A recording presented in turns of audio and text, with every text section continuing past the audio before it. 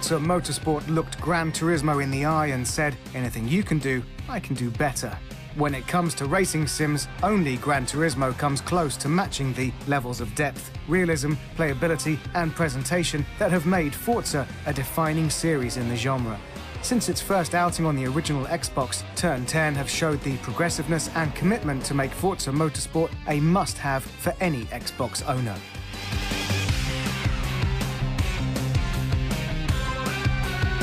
Released in 2005, Forza Motorsport was seen simply as Microsoft's answer to Gran Turismo. However, with the extensive customization options, it was quickly obvious that it was aiming to be much bigger. While there were racing games with more cars and more tracks, none had the level of detail and realism displayed by Forza. The driving physics and computer AI were fantastic and made for a game that was both a casual introduction to racing games and a racing sim for the most hardcore of petrol heads. There were some downsides, like only being able to have 8 players race online and the small number of tracks, but the variety on offer was enough to cancel out these small issues. Simply put, Forza Motorsport was an instant classic.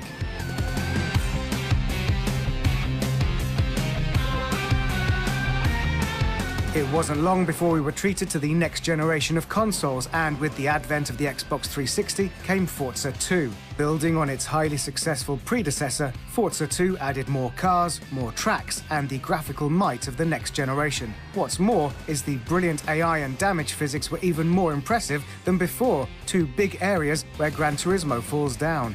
While still not quite having the overall solid direction of Gran Turismo, Forza was building serious momentum.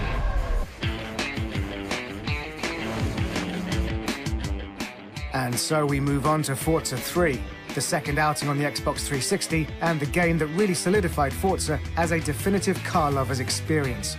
Almost an entirely new game, there were now over 400 customizable cars, over 100 track variations, you could now flip your car, create in-game videos and upload them online, a full career mode with race calendar, more vehicle types and lots of additions and downloads that kept the content coming. It ran at a higher frame rate, had improved graphics and a flashback replay feature. Forza 3 was, and still is, a car lover's dream. And so after the blockbuster that was Forza 3, Forza 4 came out of the blocks with more car packs to download every month, more tracks and cars, and a massively improved Auto Vista mode where you could get in and snoop around any car. The addition of Top Gear's Jeremy Clarkson lending his voice means that Forza 4 is simply the ultimate car game.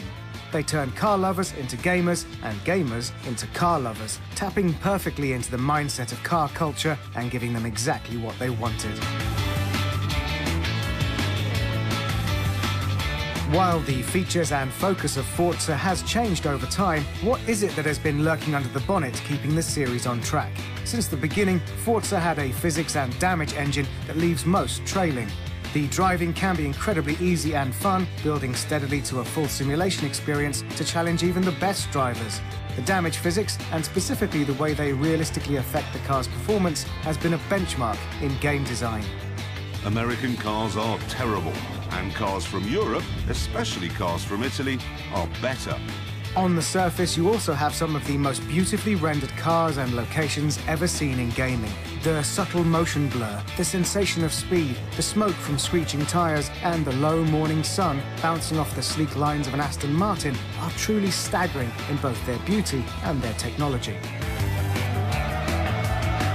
Overall then, the Forza series began life as the yin to Gran Turismo's yang, and in its 4th outing proved beyond doubt that it is the definitive car lover's game.